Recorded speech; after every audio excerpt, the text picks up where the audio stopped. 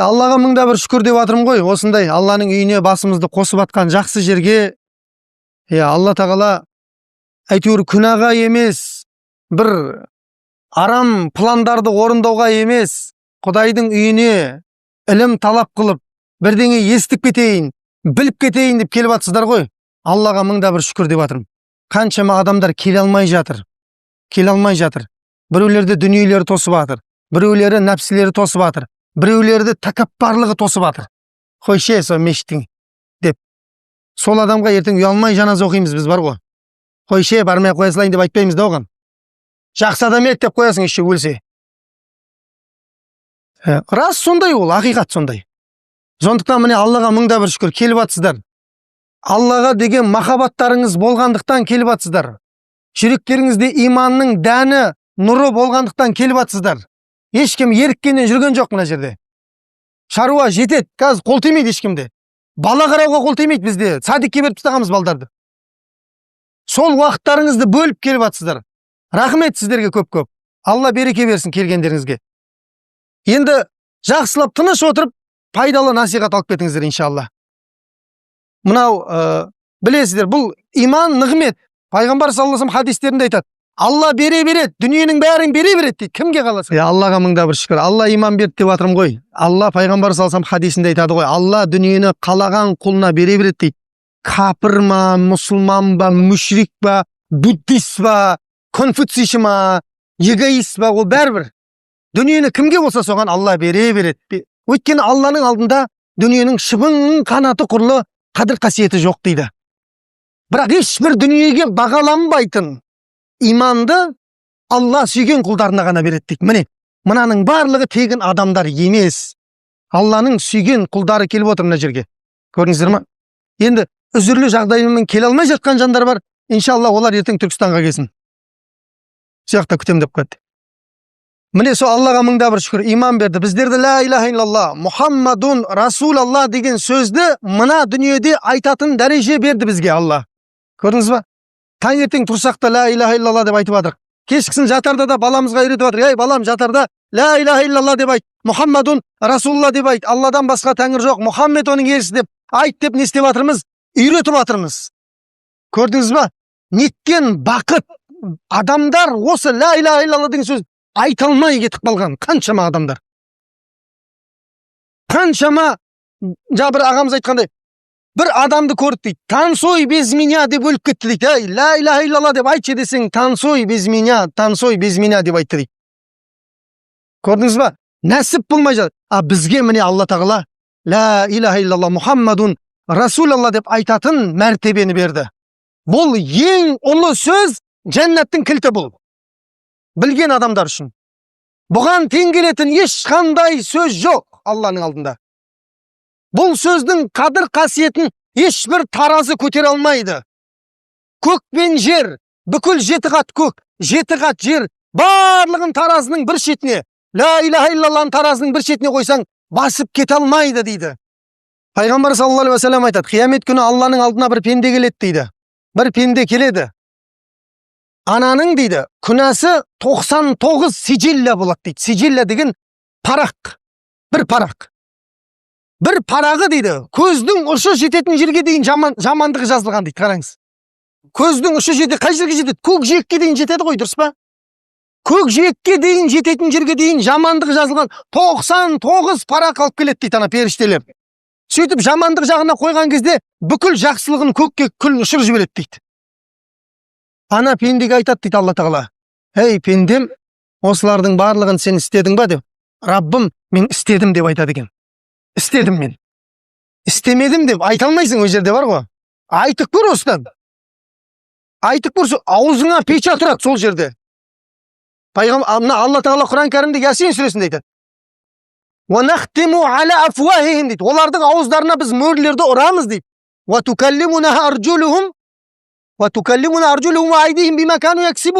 Олардың аяқтары, қолдары дүниеде не істегендігі жайында айтып береді бізге дейді. Аузың сайрап атады ана жерде, Алланың азабын көргенде: ой, мен ана істеген жоқ, аузыңнан бір ұрады печат қылып мынадай. Сол кезде тілің сайрай алмай қалған кезде, мына денеңді сөйлете. Аллаху лази антақа күллә шай дейді. Алла кез келген нәрсені сөйлете алады Алла тағала. Алланың күш құдіреті бар ғой, кез келген нәрсені сөйлете алады. Өйткені сіз жоқ едіңіз негізінде. Сізді бір тамшы судан жаратты әкенің беліндегі. Негізі жоқ едіңіз сіз. Бірақ сізді бар қылды. Қайтадан жоқ қылуға шамасы жетеді, және қайтадан жасап шығуға Алланың толық шамасы жетеді, және оның құдіретінен еш нәрсе кеміп қалмайды. Міне сондай Алла ана пендеге айтады дейді. Әй пенде, осының барлығын істедің ба? Раббым, мен істедім деп айтады екен. Машалла, ынсапты адам екен да анау. Сонда Алла тағала айтады дейді. Бір үзірің бар ма сенің? Үзірің деген, енді мынандай құдалар келгеннен кейін істеп қойдым, арақ тойды, мынаны бүйтіп қойдым деп, сондай үзірің бар ма айтатын? Жоқ дейді. Раббым, ешқандай үзір жоқ. Түгел істедім дейді. Анаң бәрін оқып беріп тұр ғой енді дүниеде істеген нәрсесін бәрін. Дүниеде бар ғой, не істедіңіз, соның барлығы жазылып жатыр. Уф десең уф, туф десең туф, бәрі жазылып жатыр. Мына жақтағың жақсылық жазып жатыр, мына жақтағың жамандық жазып жатыр. Хасан Басри келіп бір жігіт айтады дейді. Ей Хасан, бір әдемілеп өлең айтып берші бізге деп. Ұмытпасам Хасан Басри. Сонда ертең періштелер менің айтқан өлеңімді оқып тұрсын деп тұрсың ба деп айтады дейді. Міне көрдіңіз ба? Жаңа бір жігіт ұстазына сұрақ қойып отыр дейді. Не бір ғана қитұрқы сұрақ қоятындар бар ғой, ше? Бүлдіргілер жүрген. Ұстаз осы итті деп шақырдың да дейді. Шақырасың ғой итті. Келеді ғой нанмен бүйтіп алдайсың. Аузынан бір тепсең сонда жазып ала ма дейді. Онда жазып алады. Бүгін жазып алады сол. Еш нәрсе не істемейді. Еш нәрсені қапы қалдырмай жазып отырады періштелер. Көрдіңіз ба? Анау бүкіл дүниедегінің бәрін әкеп беріп тұр ғой алдына, көз алдына. Сонда ана пенде өзінің жағдайын біліп тұр ғой қаққа баратын. Бүкіл жамандығын мықты басып кетіп тұр да. Сонда Алла тағала мейірімі шексіз ғой Раббымыздың, қараш. Алланың мейірімі анасының баласына мейірімінен 100 есе артық болады екен, қараңыздар. Ананың мейірімін білесіз ғой қандай екен, е? Сен анаңды лақтырып кетсең де, анаң сені ешқашан не істемейді? Лақтырмайды. Көрдіңіз ме? Дүниенің барлығы теріс айналып кетсе де, кейде әкең де теріс айналып кетуі мүмкін, ше? Сөзге ілесіп кетуі мүмкін әкелер. Бірақ ана не істемейді? Қарға баласын аппағым не дейді? Қарға баласын аппағым дейді қазақ айтады. Жұртқа жаман болса да, өзі сүйген аппағым деген сияқты ғой жағы. Көрдіңіз ба? Ана баласын тастамайды. Ең мейірімді ана мен балама, Алланың мейірімі одан 100 есе артық дейді, керек болатын болса. Сондай мейірімді ана өзінің баласы отқа күйіп атқан кезде ырзалаңдап отыра ма, рахаттанып баласын күйіп отқанына? Жоқ. Баламның табанына кірген тікен менің маңдайыма кірсін дейді. Ана сондай. Сондай ана. Бірақ ананың көңілі балада болғанмен, баланың көңілі қақта жүр? Тиктокта жүр. Сондай ғой. Көрдіңіз ба? Бірде, ей балам не қылса ішті? Мама, қол тимей жатыр, қойшы дейді. Көрдіңіз ба? Қол тимей жатыр оның, саусақтары бос емес оның. Тикток қарап жатыр өткен ол. Ойын ойнап жатыр анау. Бірдеңе деген ойындар шығып кеткен ка. Бүкіл өмірін телефонның астында өткізіп жатыр. Шешесі бір жерге жұмсаса бармайды. Көрдіңіз ба? Бірақ шешесі сонда да оны не істейді? Жақсы көріп тұрады ғой. Тентегім менің тентегім деп қояды, ананы ұмытып кете береді ғой жамандығын. Міне қараңыздар. Сондай мейірімді ананың баласынан Алланың мейірімі 100 есе артық болады дейді, хадистерде келеді. Енді соны балаңды отқа тастамайтын ғой. Алла да пендесін, жақсы көретін пендесін отқа тастай сала ма не? Жоқ. Алла тағала періштелерге айтады дейді, қарасаңшы, Алланың ілімі шексіз ғой. Ей, мына пенденің бір парақ қағаз алып қойыпты ғой деп айтады дейді. Бір парақ? Әдей. Бір парақ қағаз алып қойыпты дейді. 99 парақ тұр анаяқта, әрқайсысы көздің ұшы жететін жерге дейін тұр. Бір парақ қағазын не істейді сен? Не бітіреді? Деп бір парақ қағазды әкеліп таразының жақсылық жағына салса, 99 парақты көтеріп жіберген дейді, ал? Жаңағы сиджиллерні. Бүкіл жамандығын ұшырып жіберген дейді. Сөйтіп жаңағы пенде қараса барып, парақтың ішінде «Ла илаха иллалла» деп жазылған дейді. Ана байғұс пенде дүниеде бір жалғыз өзі қалған кезде, шын жүрегімен «Ла илаха иллалла» деп айтқан екен ғой. Алладан басқа тәңір жоқ деп. Көрдіңіз ба? Сонда Мұса пайғамбар да айтады ғой. Раббым, маған бір Bir zikir үйретші, ұлы бір зikir. Ешкім айтпаған оны дейді. Сонда Алла тағала Мұса пайғамбарға айтады дейді: ей Мұса, ла илаха иллалла деп айтса іштемейді. Ей Раббым, оны бәрі айтып жүр ғой дейді да. Ешкім айтпаған бір зikir андай деп жатыр ғой енді. Бірдеңені үйретші деп. Ей Мұса, ла илаха иллалла деп айтса іште. Алла тағала: ей Мұса, көк пенен жер дейді, және оның ішіндегілер. Көк пен жер. Және оның ішіндегілердің барлығы таразының бір шетінде, ла илаха иллалла таразының бір шетінде тұрса, баса алмайды дейді Алла тағала айтады. Ең ұлысы, одан асқан ұлы сөз жоқ дейді. Міне сол ешбір нәрсе оны қамти алмайтын ең ұлы сөзді айтуға Алла біздерге нәсіп қылған деп айтып жатырмын сіздерге.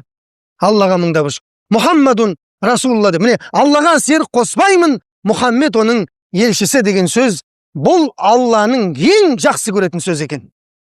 Одан асқан сөзді Алла жақсы көрмейді дейді. Міне Аллаға мыңда бір шүкір, бізге иман берді, сол сөзді айтуға нәсіп қылды, ақыл берді, парасат берді, және не берді? Білім берді Алла бізге. Ақты ақ, қараны қара деп, қара емес ақты ала деп ажырататындай Алла бізге ілім нәсіп етті. Және бізді жаратқаннан кейін соңғы елшісі, кемел кітабы Құранды түсіргеннен кейін Алла бізге айтты: Иқра бисми раббикаллази халақ деді. Ей Мұхаммед, оқы деді. Жаратқан Раббыңның атымен оқы деді Алла тағала. Көрдіңіз ба? Міне мен сені жараттым деп жатыр Алла тағала. Ей пенде, мен сені жараттым, енді не істе? Ілім ал деп жатыр Алла. Ілімді тоқтатпа, ілім ал деп жатыр. Сосын пайғамбарымыз шықты саллаллаху алейхи ва саллям: Утлубил илма минал махди илал лахди деді. Ілімді дүниеге келгеннен бастап, өміріңне өтіп кеткенге дейін тоқтатпай ілім ал деп айтты пайғамбар саллаллаху алейхи ва саллям. Мінеки көрдіңіздер ма? Бізді жұрттан сырттар, білмейтін адамдар біздің артымыздан пышақ тығып әңгімені айта береді, бөлсіп айтады. Бұл молдалар тозақпен жәннаттан басқа ештеңе білмейді бұлар. Бұлар вообще миғылағы бітті балдарды білім алғызбайды, тоңқан қолдарынан құманды ұстап алып, мешітте құлай береді тоңқаңдап, не күнә істеп қойған білмеймін дейді. Біттің ғой, осы сөз саған жетеді осы. Сенің ақымақтығыңа осы сөз бұлай жетеді. Сен білмейсің әлі исламды. Білмейсің, сыртынан айналып жүр өсек айтып жүрсің әшейін тек. Жоқ, ешқашан Алла бізді, және оның елшісі бізді ілім алудан тосқан жоқ. Керісінше, ілім туралы айтады. Құранда 401 аятта ілім туралы айтады Алла тағала. Не дейсіз ал? Өзі бар жоғы 6442 аят. 6242 аят, е? Соның 400-ге жуық аятында ілім туралы айтады Алла бізге.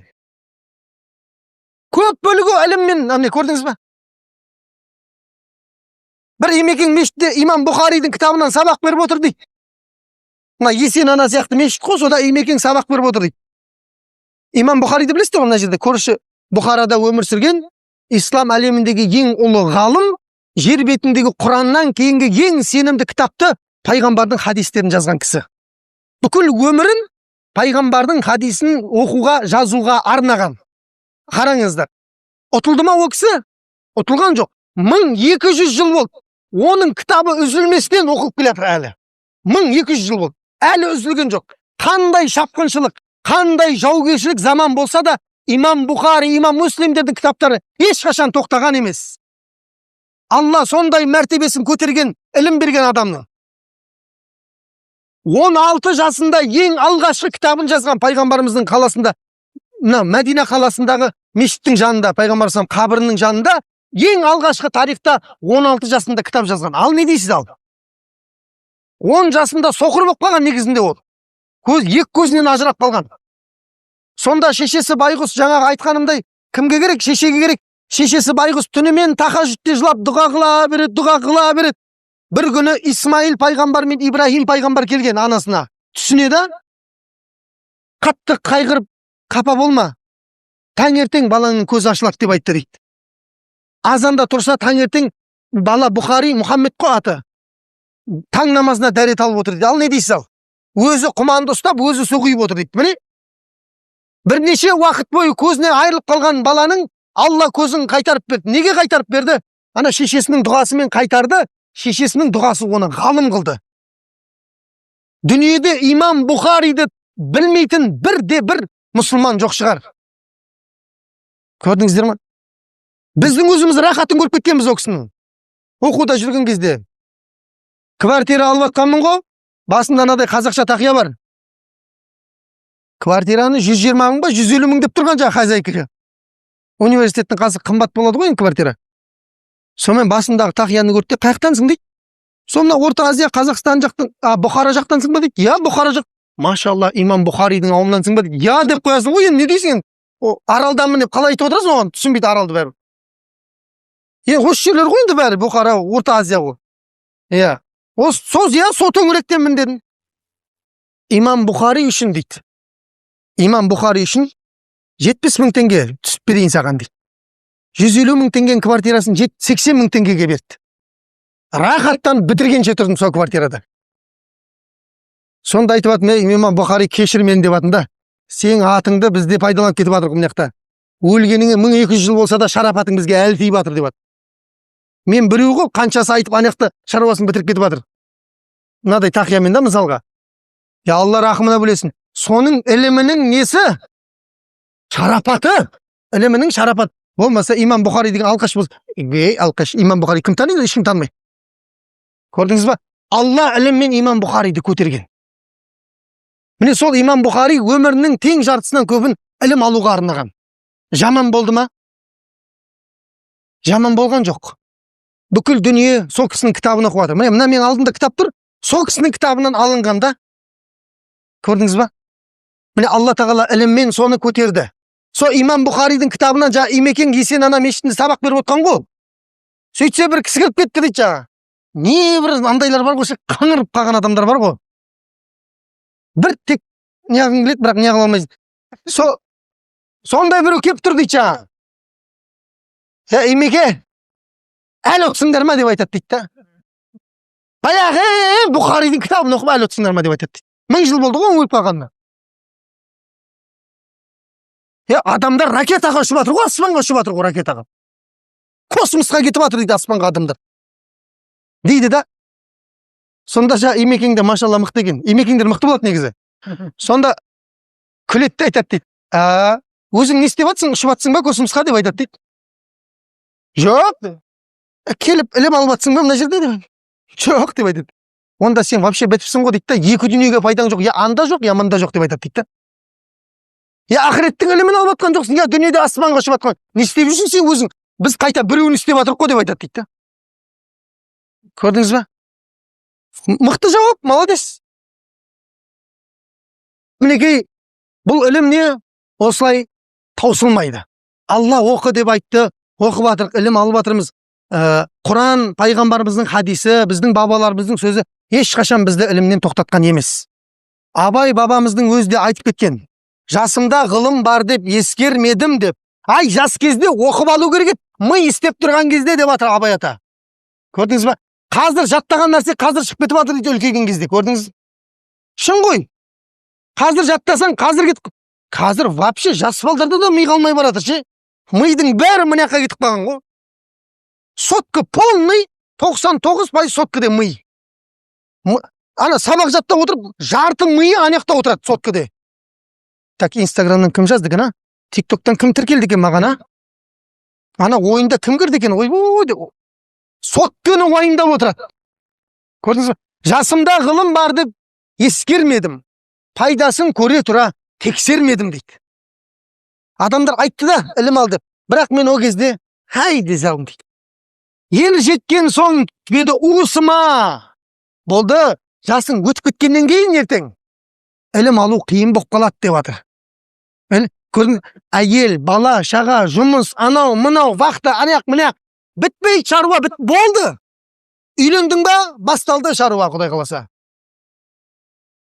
Ер жеткен соң түспеді уысыма дейді. Қолымды мезгілінен кеш сермедім дейді. Көрдіңіз бе? Ана ерте сермеу керек еді, мен кеш сермеп жатырмын дейді Абай атам. О кісі де күйіп кеткен екен ғой сол кезінде. Қараңғы қазақ көгіне өрмелеп шығып күн болам, күн болмағанда кім болам деп Сұлтан Махмұд Торайғыров айтып кеткендей атамыз. Көрдіңіздер ме? Әрбір адамда не болсын деп жатыр? Үлкен арман, үлкен мақсат болсын деп жатыр. Кішкентай жеңіл-желпі бірдеңені оқып, әйтеуір нан пұл тапсам болды. Болмайды олай. Үлкен мақсаттар ғой, үлкен. Кәдімгідей әлемнің тарихын өзгертетін, адамзатты жақсылыққа бастайтын үлкен бастамаларды, сондай идеяларды ойлайтын үлкен адам болу керек, үлкен адам. Ауылда соған жерді жаңа қылып жүрсем, мал бағып, үш-төрт не болмайды ол. Үлкен нәрселерді армандау керек. Жоқ, енді ондайды адам керек, бірақ не? Мына жастарға айтып жатырмын. Жастар, мына жерде көбі жастар ғой өзі, жазда каникул болғаннан кейін былай не істеймін деп жүргендері бар. Ілім алыңыздар, бауырлар. Көрдіңіздер ме? Қаншама пайғамбар саллаллаху алейхи ва саллям хадистері бар. Керемет хадистері бар. Мынау дүние лағнеттелген деген хадистер бар да, дүниенің берекеті жоқ ешқандай дейді. Егер онда ілім болмаса, Алланы еске алатын бір жиын болмаса, бұл дүниеден ешқандай не жоқ дейді? Қайыр берекет жоқ дейді. Өмірің іліммен байланбаса, мүлдем ол өмірден қайыр жоқ дейді. Көрдіңіз бе? Ілім алсаң ал егер, өмірің не істей бастайды дейді? Жеңілдене бастайды дейді. Ілімнің төресі, ілімнің анасы, бұл білесіздер, Алланың кітабы. Дұрыс па? Алланың кітабынан асқан ілім бар ма?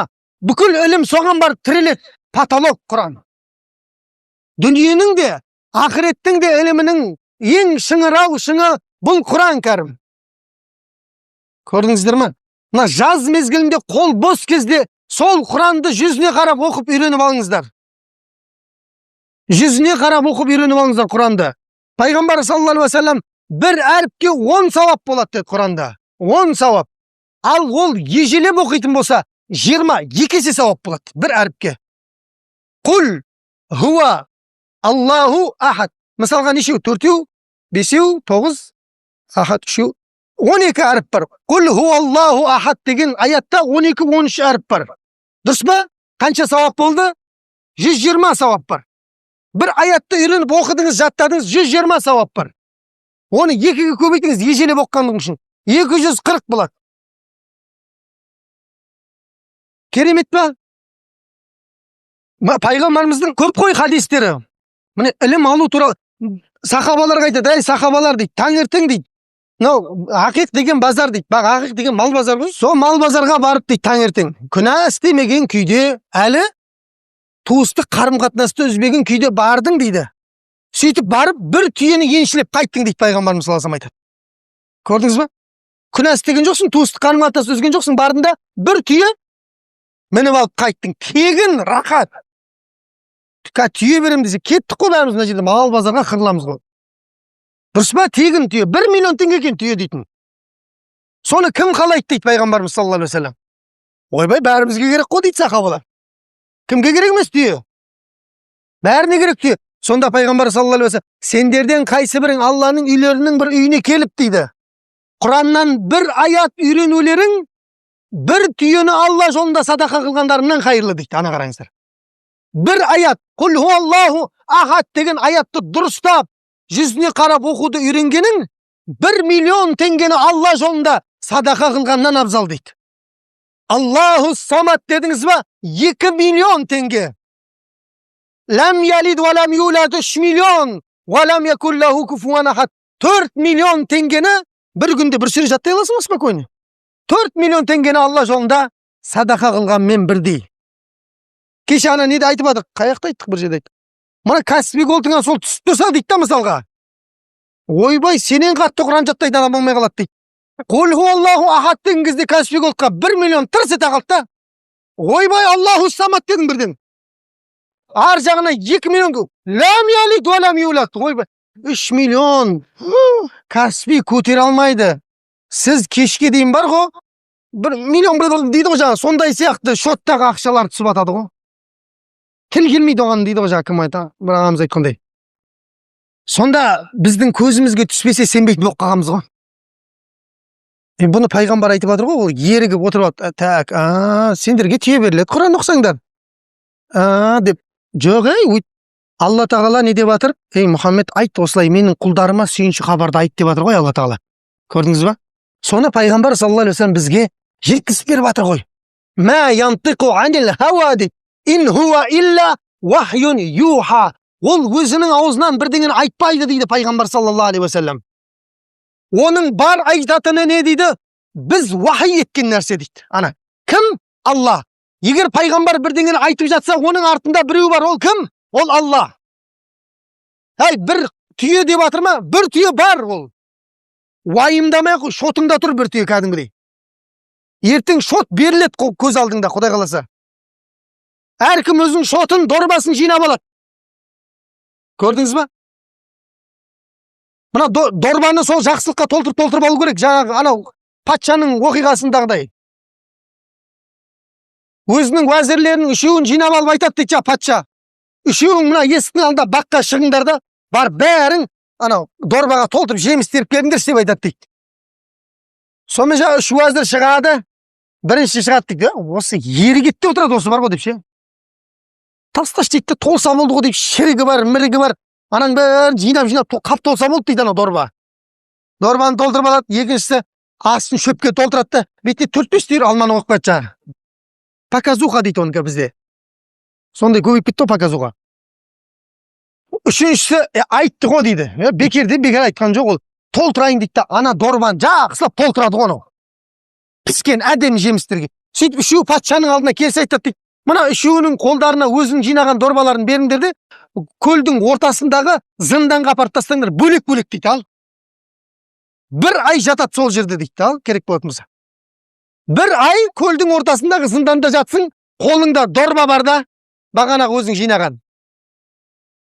Сонда бірінші жаңағы боқтың бәрін жинаған бар ғой, шіріктің бәрін жинаған, сол бір аптаға жетпей уланып өлді дейді жаңағы. Бірінші уәзір кетті. Уәзір де білгісі кеп тұр ғой, кімнің кім екен қасындағылардың, көрдіңіз ба? Екінші уәзір барған бойда ана жинап алды дейді жаңағылар, шіріп кетпей тұрып ше. Соны кіттей тілімдеп жеп, өліп тіріліп, бір айды әлің толтырды дейді ғанау. Кішкентай өлуге қалған кезде шықты дейді, айды Құдайға шүкір. Үшіншісі рахаттанып жатыр дейді, тағы бір ай соссаңдар да болады деп ше. Ана қолын қапшы қатты лақтырып жеп, ауызға алма түседі, мына жақтан өрік лақтырады, өрік түседі. Рахатты көріп жатыр жаңа зынданда. Бір айда анау салмақ қосып шықты дейді ғой жаңа. Көрдіңіздер ме? Міне өмір осындай дейді, өмір осындай. Алла бізді мына дүниеге жіберді да, қолымызға дорбаны беріп жіберді дейді. Ма, қаласаң боққа толтыр, қаласаң шірікке толтыр, қаласаң жақсылыққа толтыр. Ертең өзіңнің дорбаңды өзің ашасың дейді.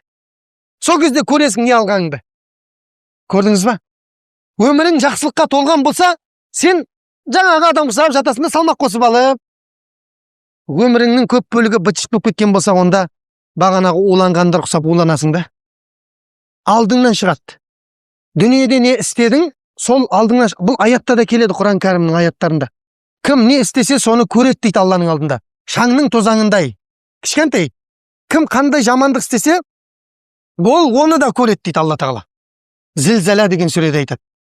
Көрдіңіздер ме? Ештеңе не қылмайды, Алланың ілімінен тыс болып кетіп қалмайды еш нәрсе. Сондықтан құрметті мінекей жиналған ағайын, ілім алуды ешқашан не істемеу керек екен, тоқтатпау керек екен. Білім. Бұл адамның қолындағы шамшырағы қараңғыға батқан кезде жағы баласында жүре бересің, рахат. Көрдіңіз ба? Ілім ешқашан не істелінбейді, тоқтамайды. Пайғамбар саллаллаху алейхи вассалам ілім қабірге кіріп кеткенге дейін дейді. Бұны қазақ бір сөзбен айтқан. Тұрып қалған су сасиды деп айтқан. Көрдіңіз ба? Тұрған су сасып кетеді ғой. Ағын суда арам жоқ дейді. Ағып тұрса, ілім алып тұрса, иманын жаңалап тұрса, ол адам не істемейді?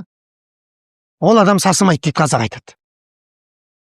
Сондықтан, мына жаңағы кешеде айтып жатырмын ғой, бір үлкен ағалардың қоятын сұрағы, енді әркім өзінің ыңғайлап құтылып кеткісі келеді ғой, енді былай.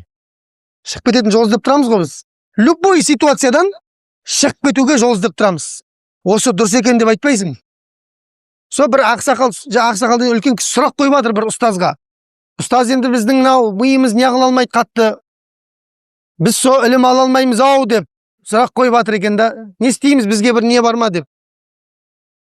Ілім алмай қойсақ бола ма деп жатыр ғой, былай айтқанда. Бізге ілім алмай қойсақ бола бере ма деп жатыр. Сонда ана ұстаз да айтқан екен, машалла, бүй деп айтады дейді. Аға, егер де өсек айтып атқан кезде, или біреуді жамандап атқан кезде, аттары тура есіңе түсіп атқан болса дейді, онда ілім парыз сізге дейді. Егер біреу жамандап атқанда атынан шатасып атсаң, онда сізге үзір бар деп айтты дейді. Ілім алмай қойсаңыз болады деп айтты. Аттар тошын түсіп атыр ғой жамандап атқан кезде, ана министрдің аты тошыны, мынаның аты тошыны, ананың аты тошын түсіп атса, онда сізге ілім парыз деп атыр ғой. Көрдіңіз ба? Міне сол ілім адамның мәртебесін биік қылатын, ең дүниедегі ең шарапатты болған бұл амал ілім екен. Алла Құран кәрімде «Ярфаиллаху аллазина аману минкум валлазина утул илма даража». Алла сіздердің араларыңыздағы иман келтірген және ілім берілген кісілердің мәртебесін биік қылып қойған дейді Алла Тағала. Мына қараңыздар, оған дәлелді қараңыздар. Пайғамбар саллаллаху алейхи уассалам заманында, білесіздер ғой, пайғамбарымыз саллаллаху алейхи уассалам 53 жасында өлтіреміз деп шешім қабылдады ғой Меккеде. Сөйтіп бұл кісі қайда қарай кетті? Мәдинаға қарай кетті. Бұны хижрет деп айтады, яғни қоныс аудару. Сөйтіп кетеді, Мәдинаға барғанына 3 жыл болған. Пайғамбар саллаллаху алейхи уассалам жасы нешеде болып жатыр? 53-56-да болып жатыр. 53-те келді, 56 жасқа толған кезі. Сонда сахабалар Мекке мен Мәдинаның ортасында былай-былай жүріп тұрады екен. Екі орта бар ғой, жол бар ғой. Сол екі ортада бір ауыл бар екен, сол ауылға арасында сахабалар кіріп, аттарын суарып кетеді екен да. Сол аттарын суарып жүрген кезде енді ана бір жап-жас 16 жасар бала жүр дейді да, аттардың ояқ бұяғында, мал қораның ояқ бұяғында деген сияқты. Сонымен аналардың әңгімесін тыңдайды. Мә, ұнайды ғой, мыналардың бір-біріне мәмілесі, бауырмашылдығы. Енді сахабалардікін сипаттай алмайсың ғой, енді олардың замандағы махаббатты бір-біріне, шынайылықты. Қазір ғой бетіңе деп күліп тұрады да, шығып кеткеннен кейін артыңнан перетіп өсекші. Деп тұрады, ана шын екен деп ойлап қаласың. Шыққаннан кейін сенен жаман адам жоқ ана. Өсекті ұрады ана сенің артың. Қойшы, мынау ажырасып кеткен бе? Обал жоқ бұның, мақал. Анау деген андай артыңнан бөседі әңгімен, көрдіңіз бе? Шынайылық. Шынайылық не? Жоқ болып баратыр ғой. Сахабаларда ондай болмаған екен да. Қалай бар солай да, екі жүзділік деген нәрсе жоқ. Қалай бар солай. Соның бәрін көретті ана бала, мыналар тегінен сендер не нәрсе туралы әңгімелесіп жатсыңдар? Біз ислам, иман туралы. Ол не нәрсе? Ол Алла елшісі, міне Алланың соңғы пайғамбары келді, қазір Меккеден Мәдинаға көшті. Сол жерде ислам мемлекеті шарықтап дамып жатыр. Оған қалай не қылады? Жүріп кеттік дейді ғой бізбен бірге. Ана бала енді қалан ауылдың ішінде егер үйренетін болса, жаңағы жайында ше, бұл ауыл пұтқа табынатын ауылда, мүсінге табынады. Бұның әкесі өліп қалған екен, жетім екен, әкеден бар ғой жаңа баланың. Анасы бар екен, бірақ анасы қайнағасынан қорқады екен да. Өйткені мына баланың әкесінің ағасы бар ғой, жауыз адам болған екен. Мынаны аямай ұрып, жегіп сөйтіп жұмысқа салады екен жаңа баланың. Зұлымдықтың түр-түрін көрсеткен ана балаға. Айлық береді, соны жұмыс қылады, жегет, өйтет, бүйтет, сөйтет. Сонымен жаңағы жігіт қалаң сыртына қорқып кетіп шығады, ана сахабаларға иман келтіреді ғой, исламды қабылдайды, жаңағы 16 жасар бала. Сөйтіп отырып, сахабалармен бірге жүріп отырып, енді ол кезде Құранның түсіп атқан уақыты ғой. Сахабалардан ауызба-ауыз Құран жаттайды екен жаңа бала ше. Қалай 12-13 километр Құран жаттап кеткен білмейді екен жаңа бала. 12-13 километр ауызба-ауыз кетіп бара жатып Құран жаттайды екен. Альхамдулиллахи роббил аламин, альхамдулиллахи роббил аламин деген сияқты. Құранның аяттарын жаттап, сонымен анау кеш батып кетеді, бері қарай жүгіріп қашады екен да, көкем біліп қоймасын деп. Көрдіңіз ба? Сөйтіп келіп, көкесінің тығылып келіп, ауылға кіреді екен. Келесі жолы келесі сахабалар өтсе, тағы да кетіп қалады екен. 13-14 километр ойлаңыз. Арыстан баптың кесенесіне дейін барып қайтады екен мына жердегі. Құрметті шәуілдердің халқы, Арыстан бап бабамыздың кесенесінің жанында Құран кәрімнен сабақ береміз десе, айналайын қой дейсің ғой. Қой, айналайын. Не ерігіп отырсың ба, сояқта 13 километр жерге отырып. Біз мына жерде 800 метр жердегі мешітке бармаймыз, сен не 13 километрге шақырып бізді. Көрдіңіз ба? Сонда содан жүгіріп қайтады екен бері қарай. Бұның іс-әрекетін қарасаңшы, сөйтіп жүріп бар ғой, жаяу жүгіріп жүріп, Құранның көп бөлігін жаттап тастаған дейді ана бала. Ана ауызба ауыз махаббатты көрдіңіз ба? Құранға деген. Мына өзі бір нәрсеге қысым күшейеді ғой. Қысым күшейеді ғой. Сол нәрсеге адамның махаббаты артады ғой. Совет үкіметіндегі адамдардың дінге деген махаббаты менен қазіргі біздің махаббатымыз келмейді өлшеуге. Совет үкіметінде қысқан сайын бабаларымыз бар ғой. Түнде ұйықтамай тығылып тахаджуд оқып, түндерде жаназа шығарған. Менің әжем айтып отыратын еді. Біз әкелерімізді анау аталарымыз тығылып таңғы 4-те бәрі ұйықтап жатқан кезде жаназа шығаратын көретінбіз дейді да. Көрдіңіздер ме? Түнгі 4-те не істеп жүр анау? Жана ұйықтамай күтеді екен. Бәрі ұйықтады деген кезде 4-5 ауылдың ақсақалы шығып, жаназасын оқып, ананы барып жерлейді екен. Бейшара жаназасыз кетіп қалмасын деп ше. Ауыл тығылып жүріп, сырдың бойында, міне бәріміз сіздер де сырдың бойындасыздар ғой, дұрыс па? Мен де сырдың бойындамын. Сыр теңізі барып, мына Сырдария теңізі. Біздің теңізге барып тіреледі, Арал теңізіне құят барып. Соңғы жері сол тоқтайтын жер. Міне сол осы сырдың өңіріндегі бүкіл ғалымдар білесіздер ме? Дарияны кешіп отырып, тығылып жүріп, шөптердің арасында, қамыстардың арасында шәкірт шығарған оқытып. Ананың қылышынан қан тамып тұр совет үкіметінің. Сонда қоя салса болады ғой, қоймайды, көрдіңіз. Қысым күшейген сайын адамның махаббаты артады екен. Міне қазір ешқандай дінге қысым жоқ. Аллаға мыңда бір шүкір. Қыспай қойсын. Алла заманды бейбіт қылсын. Міне сол көрдіңіз ба, қысым күшейген кезде адамның махаббаты сол нәрсеге арта береді екен. Енді Алла бізге мынадай тыныштық заман берді. Олар солмен сыналды, ана кісілер бар ғой, біздің аталарымыз. Біз мынадай заманмен сыналып жатырмыз. Бірақ біздің сынақ бар ғой, аналардыкінен ауыр болады. Айта алмайсың да, біздің заман қойбай қиын болды, намаз оқи. Айта алмайсың, уже болды. Ондай жоқ уже. Алланың алдында құтылатын вариант қалған жоқ уже. Бұл жақсы бір жағына, Аллаға шүкір, азат өмір сүріп жатырмыз да, біреудің боданында емес біз. Екінші жағынан бар да андай. Көрдіңіз ба? Қатты ашылып кеткеннен кейін адамдарды не болып кетті? Селқос болып кетті. Құлшылыққа селқос қарайтын бұл. Есіне түссе ғана Құдай керек болады. Есіне шаруа біткеннен кейін Құдай керек болмай қалады. Сондай. Адамдар Құдайды тек қана қиналған кезде еске алатын дәрежеге жетіп қалды адамдар. Шаруаң біткеннен кейін бар ғой, тіттең деп қайтадан. Келесі қадалғанға дейін келмейсің мешітке. Келесіде қадаласың ғой. Анау күшті болып кетеді кәдімгідей. Ай, бір жылап дұға қылып отырады, ше күшті. Аллаға шүкір әкелді ғой десең, ертең шаруа бітеді ғой. Қайтадан жоқ анау. Құдай ондай ойыншық емес. Қалаған кезіңде жәрдем сұрап тастак. Құдай ойыншық. Бір күні ойыныңды осып алады Құдай тағала. Көрдіңіз ба?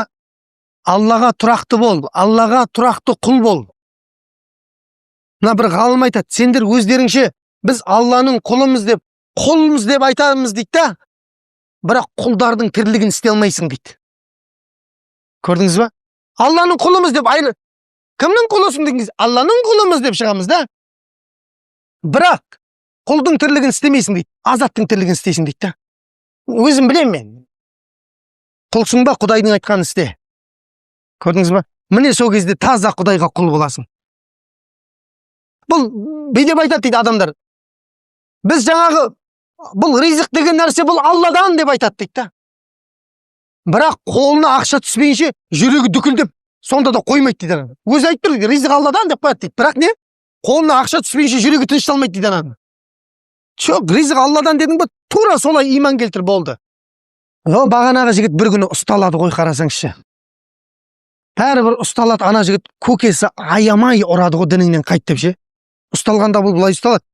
Ана жүрегіңе иман толады ғой.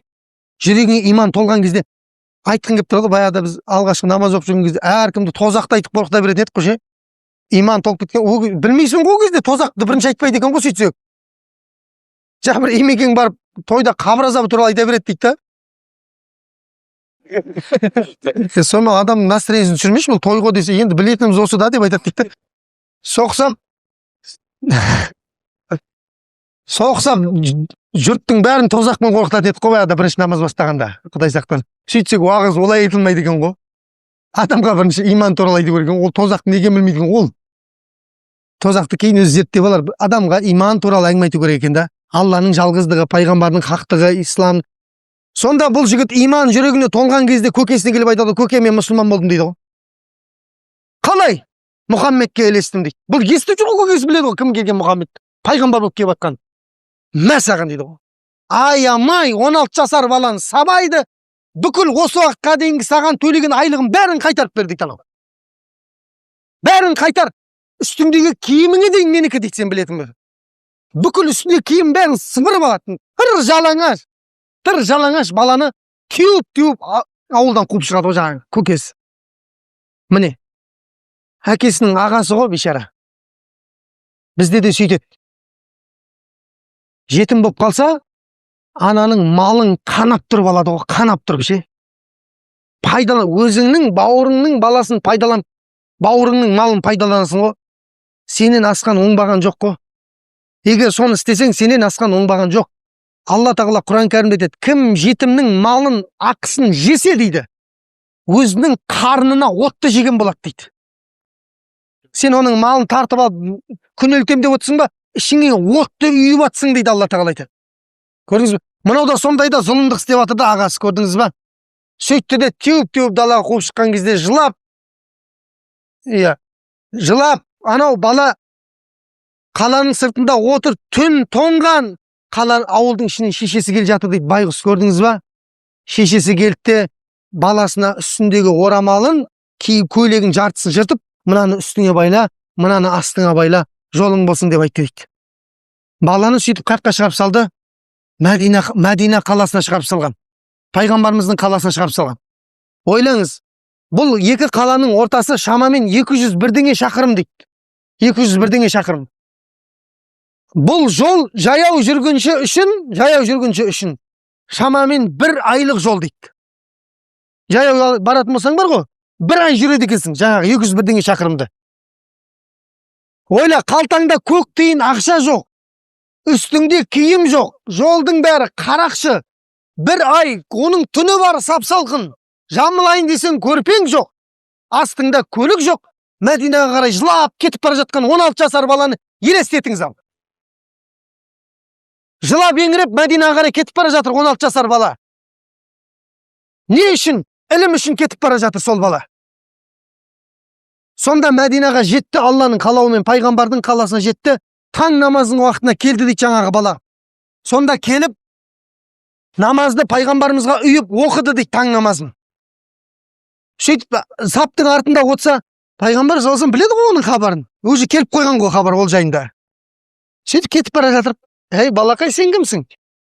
Мен атым Абдул-Узза деп айтады дейді жаңа бала. Абдул-Узза деп айтады дейді. Абдул-Узза деген Уззаның құлы деген. Узза деген Уззаның құлы дейді. Узза деген пұт қой, қолдан жасалған мүсін, Меккедегі ең дәу мүсін. Соның құлы, атын қараса, аты оңбаған, дұрыс емес те аты. Сонда пайғамбар саллаллаху алейхи ва саллям, адам Уззаның құлы болмайды деп айтты. Адам Алланың ғана құлы болады дейді. Сенің атың Абдулла болсын дейді. Көрдіңіз ба? Сөйтеді, ана жігіт қуанып кетеді ғой, енді пайғамбар атын қойып беріп жатыр ғой. Қане менің артымнан ілес дейді пайғамбар саллаллаху алейхи ва саллям. Пайғамбар саллаллаху алейхи ва саллям артынан ілесіп кетті, үстінде 2 мата жабыстырып алған. Дым жоқ басқа. Сөйтті де пайғамбарымыз саллаллаху алейхи ва саллям артында келе жатыр. Пайғамбардың жанында бір кезде Омар атып тұрды дейді ғой. Омар сырттан біреу келетін болса, пайғамбарымыздың жанында Омар жүретін болған. Бірдеңе білдіріп қоймай ма екен келген адам деп. Білмейді ғой, танымайды ғой өткен. Қорғаушы сияқты да енді пайғамбардан, бірақ ондайға мұқтаж емес. Сонда ана жігіттің иманы деген тасып жатыр ғой. Ақтарып, ана қамыр ашиды ғой табақтың сыртына. Солай ақтарылып жатыр ғой. Ішіне айта алмаған ғой бұл уақытқа дейін. Аллаху акбар, ла илаха иллаллах, ла илаха иллаллах, субханалла деп Құраннан аяттар оқып, жаттаған аяттарын сөйтіп келе жатыр дейді да. Дауысын қаттыға шығарып келді. Таң атпай да. Сонда Омар айтады ғой, Аллаң елшісі, мынау не пәле, мынау мұнафық па? 200-ді бір бәле ма, не пәле, мынау ішінен айтса болмай ма зікірлерін? Не Аллаху акбар, ла илаха иллаллах деп. Десе пайғамбар саллаллаху алейхи ва саллям айтады дейді, Омар, үндеме. Бұл Алланы өте қатты еске алатын жігіт деп айтады дейді. Уже хабар келіп қойған ғой, көрдіңіз бе? Бұл Алланы өте қатты еске алатын жігіт дейді. Алланы көп зікір ететін жігіт дейді бұл. Сөйтіп пайғамбар саллаллаху алейхи ва саллям жанында 6 жыл бойы осыған дейінгі түскен бүкіл Құранның аяттарын жаттаған дейді жаңа бала. Пайғамбардағы саф таза ілімнен қанып тұрып ішкенде бұлақтың басынан отырып алып ішіп алған ғой. Бұлақтың басынан кәдімгідей трубка тығып қойып ішесің ғой. Тура солай ішкен ғой. Пайғамбарымыздан тікелей пайғамбардан сабақ алған. Ал керек. Одан асқан не бақыт бар, айтшы. Ана біреудің малын бағып жүргеннен гөрі пайғамбардың жанында ілім алғаның 1000 есе, миллион есе қайырлы емес пе? Көрдіңіз ба? Сонда қараңыз, 6 жыл өмір сүрді, жасы 22-ге келген екен жаңа баланы. Сол 22-ге келген шағында мынау Византия деген Рим империясы бар. Рим империясы мен мұсылмандардың арасында үлкен шайқас басталады. Сол шайқастың аты Табук деген шайқас. Сол Табук шайқасынан шығып атқан кезде пайғамбарымыз саллаллаху алейхи вассалам жанына жаңағы жап-жас Абдулла келеді. Екі матаның иесі Абдулла Зүлбиджадайн деген. Сол келеді де: "Я Расулалла, я Алланың иесі, маған бір дұға қылыңызшы" дейді. Маған бір дұға қылыңызшы. Не деп дұға қылайын саған? Алла білім берсін саған, пайда. Маған дұға қылыңызшы, я Алланың елшісі деп айтады дейді. Не деп дұға қылайын десе, мен осы соғыста шахид болайыншы деп айтады дейді. Дұрыс па? Шахид болайыншы. Бұған таңғалмаңыздар. 22 жасар непеле өлімді аңса өліп барады. Бізде мына жау жүрек 1000 бала дейді ғой. 1000 бала шайқасында 15 жасар жігіттер шайқасқан, 13 жасар жігіттер шайқасқан. Найза алып, жебе алып, садақ алып, қылыш алып, елді, ағаны, қарындасты, ананы қорғайын деп аттың үстінен кеткен 1000 бала жау жүрек. Ол таңғаларлық нәрсе емес. Мына жігіт те сондай. 22 жасар бала, бұл бала Құдайға соншалықты қатты ғашық екен да, мына дүниеде еш нәрсе оған қызық емес екен жаңа балаға. Тек Алланы көргісі келеді екен жаңа бала ше. Ілімнің тұңғиығына кірген да сондай. Енді оны қазір дұрыс түсіне алмауларыңыз мүмкін. Аллаға ғашықтық деген нәрсе бар. Аллаға махаббат деген нәрсе бар. Бұл бір ілім, өз алдына рухани ілім. Мынау Яссауи бабамыздан бұл да сондай іліммен айналысқан кісі ғой. Ғашықтық Аллаға. Ол туралы айтпай қойыншы, дұрыс түсінбей қалып жүресіздер. Жалпы жобасын түсінсеңіздер болды. Құдайға ғашық болған адам, бұл сіз бен мен сияқты болмайды ол. Ол басқаша болады. Ол мына әлемнің ешбір қиыншылығын қиыншылық деп қабылдамайды ол адам. Көрдіңіз ба? Оның бар жүрегі нені ғана қалайды? Ғашығын ғана қалайды. Болды. Кәдімгі біреуді ғашық болып сүйіп ұнатасың ғой, одан басқа көрмейсің ғой енді. Дұрыс па? Біреу кемшілігін айтса да, қой дейсің ғой, қой ондай емес ол деп. Бұл одан да қатты ғой. Аллаға ғашықтық бұл қатты нәрсе. Пайғамбарымыздың хадисінде айтады саллаллаху алейхи вассалам: "Мен ахабба лиқа Алла, ахаббаллаху лиқааху" дейді. Кімде-кім Алламен ғашық болып, кездесуді сағынып күтсе, Алла да оны сағынып күтеді дейді, ғашық болып. Көрдіңіз ба? Рағаттана ертең Құдай сізді керемет қылып күтіп алады да, қонақ қылып. "Мен кариха лиқа Алла, карихаллаху лиқааху" дейді. Кім Алламен кездесуді жек көрсе, дүниеге кәдімгідей жабысып қалса, Алла да онымен кездескісі келмейді дейді. Дұрыс емес күтіп алады дейді Алла оны. Мынаның жүрегі соған кетіп қалған екен.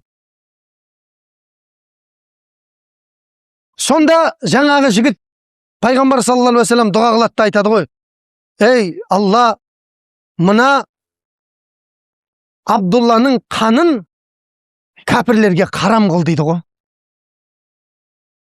Шахид бол деп дұға қылған жоқ. Абдулланың қанын кәпірлерге қарам қыл. Ана балаң сұрап тұрғаны, маған шахид қыл деп дұға қылшы деп жатыр ғой.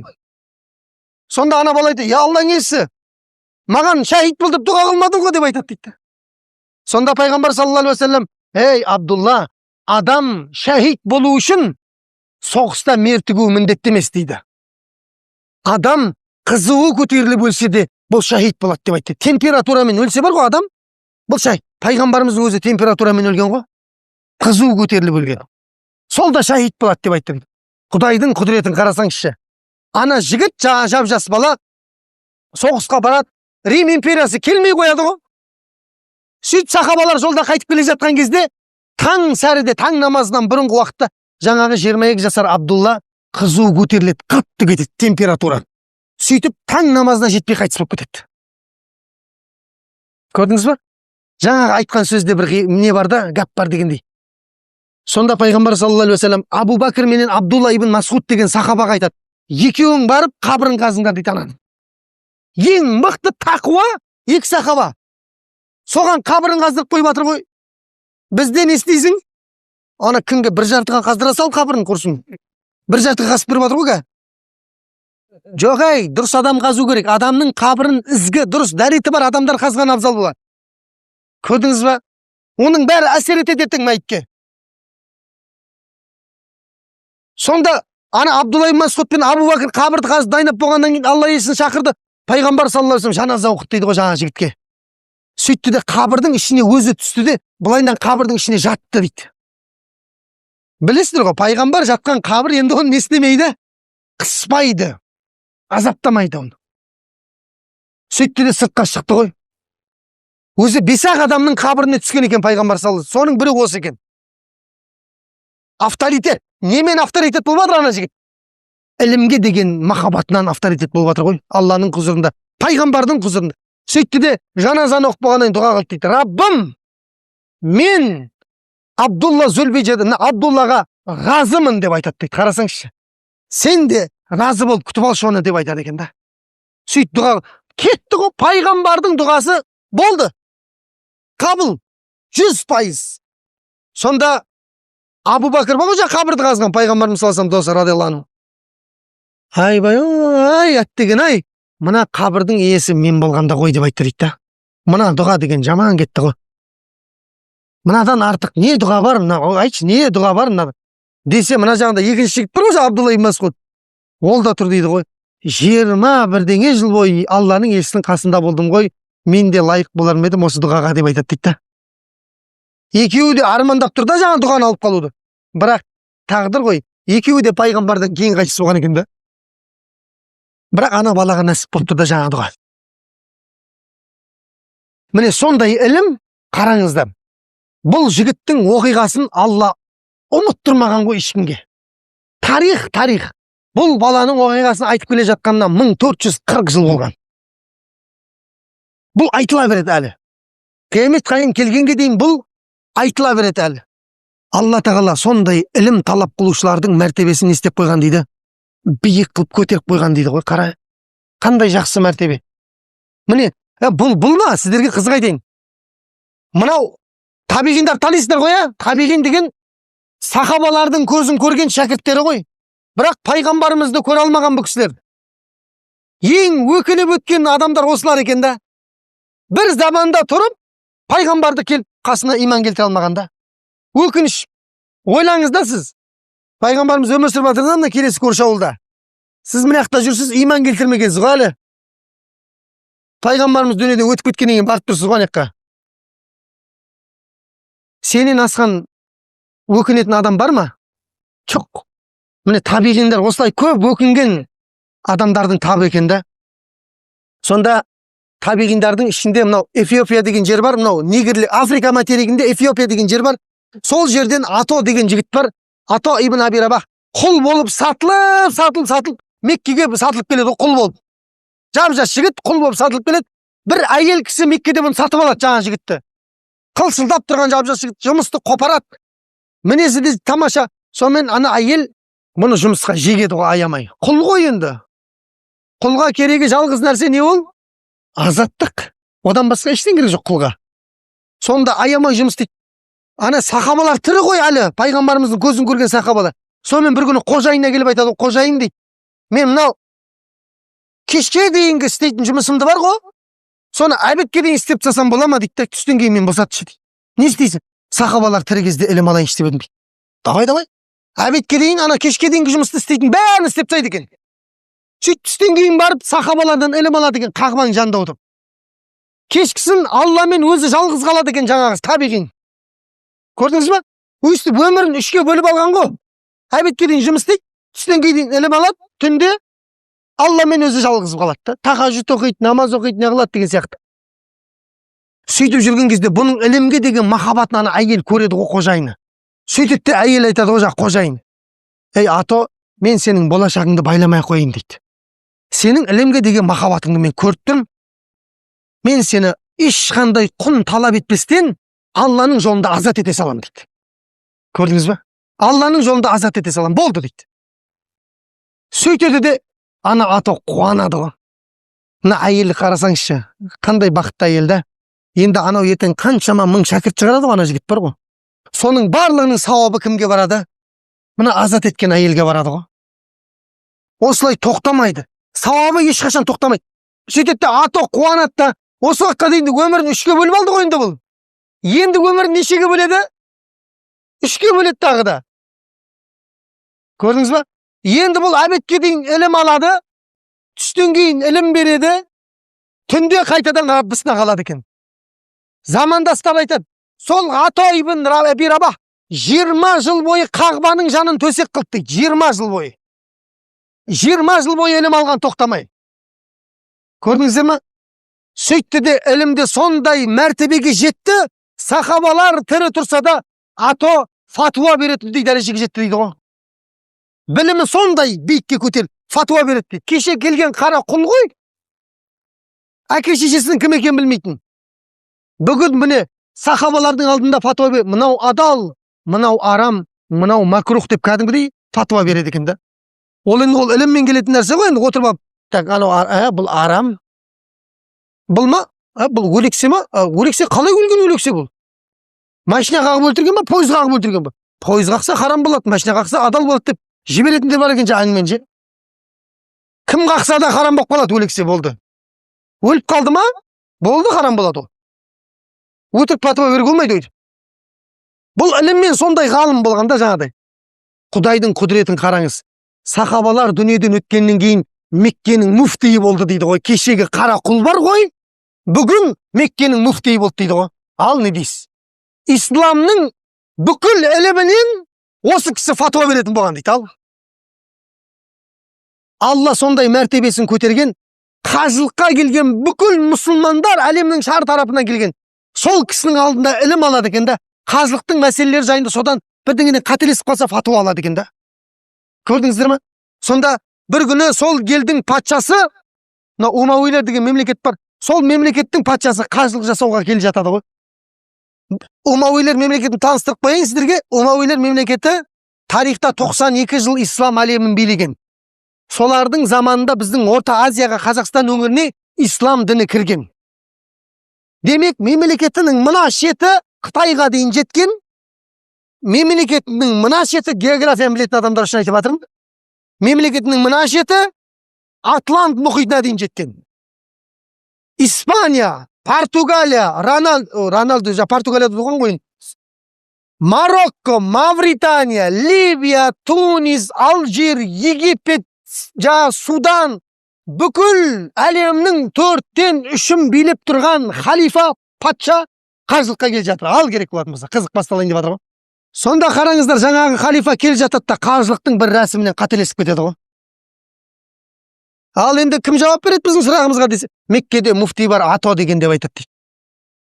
Сонымен Атоның алдына Қағбаның жанына барса, ой, пәленбай адам очередте тұрған жерде. Пәленбай адам кезекте тұрды, анадан сұрақ жауап болып отыр ғой. Сонда жаңа халифа келіп очередте тұр дейді. Өмірде очередке тұрмаған адам ғой ол. Көрдіңіз бе? Сонда қасында балалары шапанына тартып, әке, чотам очередте тұр қой біз деп айтады дейді. Қалай сен очередте тұрсың? Халифасың ғой сен деген. Ойбай, бала үндеме. Осы жерде, именно осы жерде біз очередке тұрамыз. Қазір біз ана кезекті жарып баратын болсақ дейді, ана ғалым бізді қайтарып жібереді дейді, бар кезегіңмен кел деп айтады дейді. Оған қызық емес дейді, халифасың ба, басқасың ба. Көрдіңіз ба, міне ғалым. Үндеме балам дейді. Мынау бір кездері қара құл болып келген дейді. Меккеге қара құл болып сатылып келген дейді. Арада қаншама жылдар өтті. Қара дейді. Қара құлдың алдына халифаны дейді, ақсүйек Алла кезекке тұрғызып қойды дейді. Алла іліммен қара құлдың мәртебесін әлемнің 4-тен 3-ін билеп тұрған халифадан да биік қылып жіберді дейді. Ал керек болатын болса балам. Балам басың істесе білім ал деп айтқан екен да. Патшалық бұл не емес? Мәртебе емес бұл деп. Ғалымлық бұл мәртебе. Патшалық егер мәртебе болғанда, Алла Құранда біз патшалардың мәртебесін көтердік деп аят түсіретін деп айтады дейді. Ондай бірде бір аят жоқ дейді. Бірақ Алла Құранда қайта біз ilm иелерінің, ғалымдарының мәртебесін көтердік деп айтады дейді. Білетін мен білмейтін тең бола ма деп аят түсіргенде Алла тағала, көрдіңіз ба? Білетін мен білмейтін тең ба? Тең емес қой. Өлі менен тірінің мысалы сияқты дейді. Білетін адам менен білмейтін адамның мысалы өлі менен тірінің мысалы сияқты дейді. Ана қараңыздар. Алланы еске алатын адам менен еске алмайтын адамның да мысалы өлі менен тірінің мысалы сияқты дейді. Міне сонда кезекте тұр ғой. Балам басың істесе ілім ал деп атыр да, көрдің ба? Алла тағала қара құлдың мәртебесін көтерді, халифаны кезекке тұрғызып қойды дейді. Сөйтіп анау пәленбай сағат тұрды дейді ғой кезекте ше. Нәпсің шырылдайды ғой енді, бірақ кезекте тұрсын да. Баласын айтады дейді, балам, мына ғалым егер менің сарайыма кіріп келетін болса, мына жерде мен отыра алмаймын деп айтады дейді. Мына тағымда бар ғой, отыра алмаймын. Еріксіз орнымнан тұрып кетемін деп айтады дейді. Көрдіңіз ба? Ғалымдарды сондай мәртебе берген Алла патшаларды зыр жүгіртеді алдында деп айтады дейді. Мінекей, білімнің мәртебесі осындай, құрметті жамағат. Алла біліммен адамдардың мәртебесін көтереді. Алла біліммен адамдардың мәртебесін түсіреді, егер де ол тәкаппарланатын болса. Өйткені бұл ілім шайтандарда да болған дейді. Ол тәкаппарлығы себепті осындай лағнетке ұшыраған дейді. Қанша жерден, мың жерден ұлық болсаң да, бәрібір сен елдің алдында, халықтың алдында кішіксің. Мың жерден айдаспанға білесең де, бәрібір сені көтеріп атқан халықтың алдында сен кімсің? Кішіксің бәрібір. Осыны ұмытпау керек. Мың жерден білім алғанмен бәрібір тәкаппарлықты жүрегіңе ешқашан ту етуге болмайды. Әрдайым ілім иесі ретінде өзіңден істеу керек, кішіпейіл төмен санау керексің. Өйткені бір білімді келіп, бір күні сені орныңа қойып кетеді. Сенен де асқан білімді адамдар өмір сүріп жатыр өткен дүниеде. Рас ол. Имам Ғазали деген, білесіңдер ғой, Имам Ғазали деген Худжатул Ислам деген атақталған. Исламның айғағы, исламның құжаты деген атақталған. Ислам діні деген кезде мына жақта Имам Ғазали тұрады былай. Сондай ғалым жер бетіндегі ең ұлы 10 ғалымның біреуі мысалға да Имам Ғазали. Сол Имам Ғазали бір күні осылай шәкірттеріне сабақ беріп отырған. Бұны естігенде шығарсыз. 600 шәкірт отқан дейді алдында. 600. Ойлаңыз. Ана 600 шәкіртті дейді, әлемге шаш тарап тастайтын болсаң, әлемде надандық деген бәлекетті кетіреді дейді аналар бар ғой. Шетінен ғалымды аналар бар ғой. Соларға сабақ беріп отса, бір күні танымайтын біреу келді дейді ғой жаңа. Сөйтті де сабақ беріп, болғаннан кейін таң намазында сабақ береді екен бұл кісі. Біз таң намазында ұйықтаймыз, Аллаға шүкір, әйтеуір. Бұл кісі сабақ береді екен. Сонда сабақ беріп отырып, қане енді сұрақ бар ма деп сұрақ сұрайды екен да. Сөйтсе шәкірттерінің барлығы не деп айтады дейді. Бәрі түсінікті деп айтады. Өзі сұрақты екі адам қоймайды дейді ғой.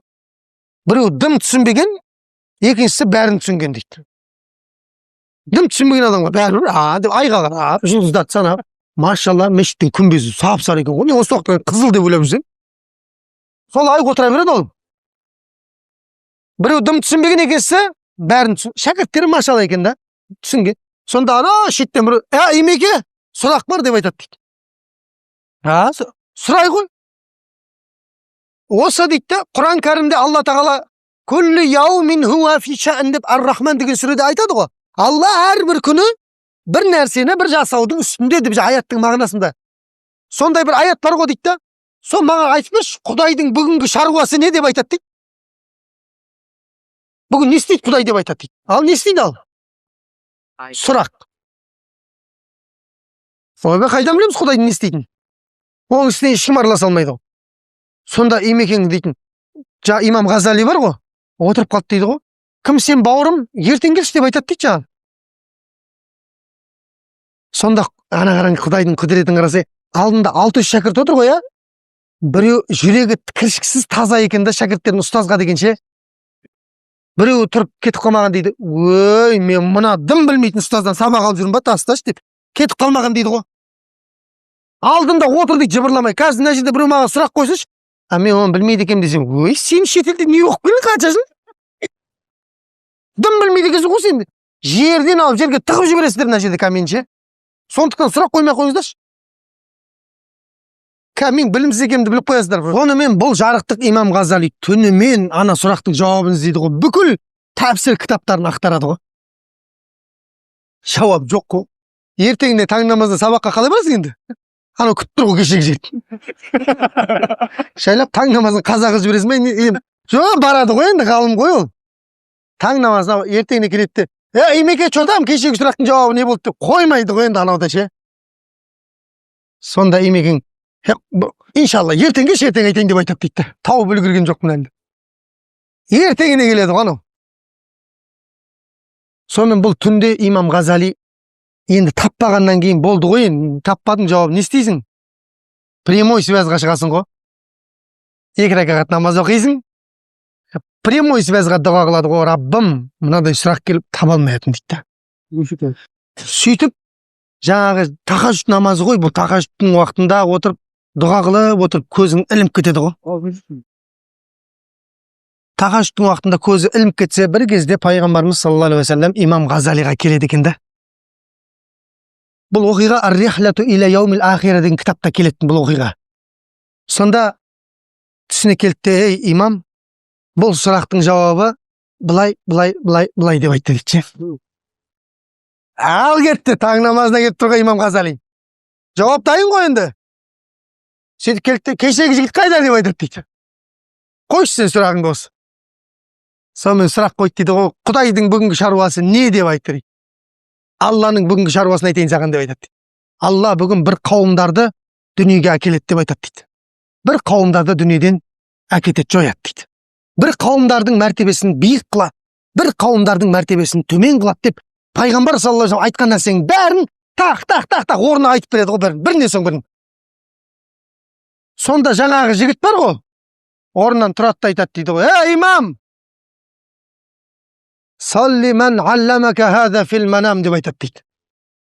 Имам, осыны түсіңде үйретіп кеткен кісіге салауат айтуды ұмытпа сен деп айтады дейді. Тұрып кетіп қалды дейді жаңағы жігіт. Көрдіңіздер ма? Имам Ғазали өзі, бұл енді оқиғаның астын зерттейміз ғой, чотам не болды деген сияқты. Сөйтсек, бұның астында мынадай нәрсе шығады дейді, жаңағы ғалымдар айтады. Астын зерттесе, анау имам Ғазали алдында 600 шәкірт отыр ғой. Сонымен деп қалған дейді да, бізде бір білімде мынадай мәртебеге жетіп қалыппыз ғой деген сияқты. Өзім бір андай санағанда енді. Көрдіңіз ба? Құдай тағала тәрбиелеп жатыр да, имам, не то что сенен де ілімді адамдар бар деп айтып жатыр да. Көрдіңіз ба? Осылай тәрбиелеп жатыр дейді. Дүниеде тәрбиелеген жақсы болды қайта. Солай деген күйде кетіп қалмайды. Екіншісі дейді, имам Ғазали содан 2-3 күн бұрын пайғамбарымызға салауат айтуды ұмытып кеткен дейді, түнде жатарда. Соны анау ескертуге келген дейді ана кісі. Ғалымдар пайғамбарымызға 1000-2000 салауат айтпайынша ұйықтамайтын болған. Қазір де Аллаға шүкір, көп отбасылар өзінің семьясымен дастарханның басында кешкі аста пайғамбарымызға 100 салауат айтып жатады екен. Қандай бақытты отбасы, көрдіңіздер ма? Сотка потканы жинайды екен, бір аға айтып жатыр да. Нұреке, мен балаларды кәдімгідей чотка дейді бәрі. Сотка потканы бәрін жинайын дейді. Алдыма қоям. Қане, барлығымыз отырып пайғамбарға салауат айтамыз деп. Балла шағасы қатын қалашымен бірге полный отырып дастархан басында салауат айтады екен. Пайғамбарымызға 100 салауат айтпай ұйықтамаймыз. Міне саған керек болатымыз. Сол үйден ғалым, сол үйдің берекеті артады енді ертең. Бір кісі айтады, біз оны істей алмаймын, мен балаларымды таба алмаймын, мен қақта жүрген. Қақтан табасың, біреу тик-токтың ішіне кіріп кеткен ар жақта шыға алмайды. Біреу ана Free Fire'дың ішінде жүр. Дұрыс па? Ойнайсың ба, сен не? Ойнама. Біреу ана қызының қақта жүргенін білмейді. Қаңғып жүр бір жерде, көшеде. Отбасын игере алмайды да, көрдің ба? Отбасын тізгін кетіп қалған ғой, тізгін кетіп қалған. Жоқ. Міне, осылай болу керек та. Пайғамбар сондай отбасылар бар екен деп жатырмын да. Имам Ғазали да сондай пайғамбарымызға бірнеше мың салауат айтып жатады екен негізінде. Сол ұмытып кеткен ғой. Соны ана айтуға келіп тұр ғой, көрдіңіз ба, әулие. Бір жағынан, имам, сен тәкаппарланба, сенен де асқан ілімді адам бар деп. Бұның бәрі неге айтып жатырмын? Қанша жерден ілім алсаң да, ешқашан тәкаппарлықты жүрегіңе кіргізбе. Көрдіңіз ба? Құрыйсың, өзіңде құрыйсың, іліміңде құрыйды. Міне бұл ілім, көрдіңіздер ма? Ілім сондай мәртебелі нәрсе. Мына құрметті жастар, сіздерге Енді ілім дегенде, үлкендер сіздер де келіп ілім ала беріңіздер мешітке. Жаңағы 1 миллион кәсібиге тырың-тырың түсіп тұрады. Бағана 1 миллион бар, ұмытқан жоқсыздар ғой, сол түсіп тұрады. Келіп Құранды жүзіне қарап оқып үйреніп алыңыздар. Мешіт ашық, ұстаздан көп нәрсе жоқ қазір бар ғой. Аллаға шүкір. Кез келген әйелдерде де, ерлерде де ұстаз жетеді Құран үйрететін. Келіп үйреніп алыңыздар, намаздағы сүрелерді жөндеп алыңыздар. Сол ілім сіздер үшін, ана қараңыздар. Сіздер шарт емес, анау Египетке бару шарт емес сіздерге. Міне 300 метр мына жүр, 300 метр ары кетсе. Келесіз мешітке, ілім аласыз, Құран жаттайсыз. Дәреттің парызын, намаздың парызын, ішкі парызы, сыртқы парызы, сүннеттері, ғұсыл дегенне, таямым дегенне үйренесіз. Сол ілім сізге. Ілім деген осы, міне, көрдіңіздер ме? Ана үйден шықтыңыз бар ғой, үйден шықтыңыз, мешітке қарай кел жатсыз ілім алуға. Көршіңіз прикол ұстап отыр да сізге. Осы тақиян киіп алып, тақы болып қақы барады сізге деп. Аузында темекі барына. Ойбой, кәдімгідей кетіп қалыпсың ғой сен кеше бір уағыздан кейін. Ол жерде отыр, ол бар ғой, ол жерде отыр анау. Айтып отқан адам бар ғой. Мына ілім алуға кетіп бара жатқан адам, пайғамбар саллаллаху алейхи вассалам хадистерінде айтады. Ілім талап қылушыға періштелер разы болып, аяғының астына, қадамның астына қанаттарын жайып қояды дейді, ана қараңыздар. Ана адам қаяқта кел жатыр? Шәуілдірде кел жатыр да, бірақ періштелердің қанатының үстінде кел жатыр ғой. Қараңыздар. Адамдар жерде жүрсе, сіз періштелердің қанатында жүресіз. Үйге қайтқанға дейін, Алла жолында болған деп есептелінеді дейді, ана қараңыздар. Және айтам, мен айтып атырым, айтудан тынбаймын да, ешбір адамзаттың тобына берілмеген ұлы сыйлық бар. Бұл хадистерде келген. Ешбір адамзатқа берілмеген ол сыйлық. Жалғыз адамға ғана берілген. Ол мынадай сыйлық екен. Үйден шығып, ілім алуға кетіп бара жатсаңыз Алла үшін деп, Алла тағала бүкіл дүниені сізге бағындырып береді дейді. Қараңыздар, қалай? Бүкіл көктегілер бар ғой. Торғай, шымшық, қарлығаш, қарға, қырғи, бүркіт, сұңқар, бірдеңе. Солардың барлығы ілім талап қылушы адам үшін кешірім тілеп, игілік тілеп тұрады дейді ғой. Құстардың барлығы көкте жүрген. Судың астындағы бүкіл балық дейді. Бүкіл балық судың астындағы. Пәленбай триллион балық бар. Бір балық уылдырып тастаса кетті ғой өзі. Ана балықтың бәрі не істеп жүр дейміз ғой, ана балғабас не істеп жүр судың астында. Неше түрлі балықтың түрі бар ғой, жеуге де келмейтін балықтар бар. Соның бәрі не істеп жүрсе, бір шаруамен жүр екен ғой бәрі. Құдай тапсырма беріп қойған екен. Қандай? Ілім талап қылушы адамдар үшін истиғфар айтып тұр деп айтқан екен Алла Тағала. Ананың барлығы сол ілім талап қылу үшін истиғфар айтып тұрады дейді. Кетті ма? Көк кетті, судың асты кетті, енді жердің беті қалды. Жердің бетіндегі бүкіл хайуан дейді, ана қарасаңыз. Бүкіл жаратылыс бар ғой жердің бетінде хайуан. Сиыр, ат, жылқы, бірдеңе. Бәрі соның барлығы анау ілім талап қылушы адам үшін игілік тілеп истиғфар айтып тұрады дейді, ана қараңыздар. Мәртебе, осындай мәртебе ілім талап қылушы адамнан артық кісіге ешқашан берілмеген дейді, ана қара. Бармақ делеген керемет мәртебе. Міне соны кім ілім талап қылып шығатын болса, Алла соны бүкіл дүниені оған бағындырып қояды дейді. Көрдіңіздер ма? Бұл ілімнен бақытты адамдар шабыт алып отырады дейді ғой. Бақытсыз адамдар ілімнен қашып жүреді дейді. Көрдіңіз бе? Бұйырмайды дейді ол адамға. Ілім алу бақыты бұйырмайды дейді. Сондықтан пайғамбар саллаллаху алейхи вассалам хадисінде айтады: "Талабул илми фаридатун аля кулли муслимин ва муслиматин" дейді. Ілім талап қылу бүкіл еркекке де, бүкіл әйел кісіге де парыз деп айтқан. Көрдіңіздер ме? Ілім талап қылу бұл әрбір мұсылманға парыз дейді, ерге де, әйелге де. Көрдіңіз бе? Әйелдердің де білетін ілімі бар ғой, дұрыс па? Өздеріне қатысты ілімдер бар ғой. Еркектің де өзіне қатысты осының барлығын білу бұл парыз дейді пайғамбар саллаллаху алейхи уассалам. Егер де ілімсіз намаз оқитын болсаң, ол жаттығу болып қалады дейді ғалымдар айтады. Ілімсіз ораза ұстайтын болсаң, ол әшейін ашығу болады дейді. Ілімсіз Алла жолында соғысқа аттанатын болсаң, ол әшейін адам өлтіру болады дейді. Көрдіңіздер ме? Міне сондықтан Алла Тағала біздерді ілім алушылардан қылсын. Немесе өзі хадистерде келеді ғой, әлсіз болса да айтайық.